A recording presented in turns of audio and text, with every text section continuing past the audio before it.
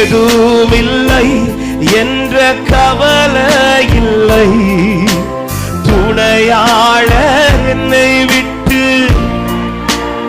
எத்தனை பேர் சொல்றீங்க ஏதும் இல்லை, ஏதும் இல்லை என்ற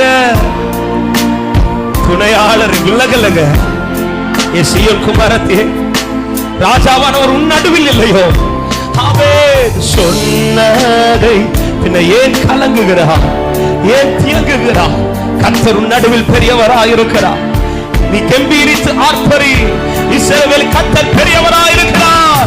நம்புவே நீருதி வரவே லோரபமமஷதுலரோ நிகரமகதுரோ மாஷனுரபவதுரோ. நம்புவே நம்புவே நம்புவே நம்புவே நம்புவே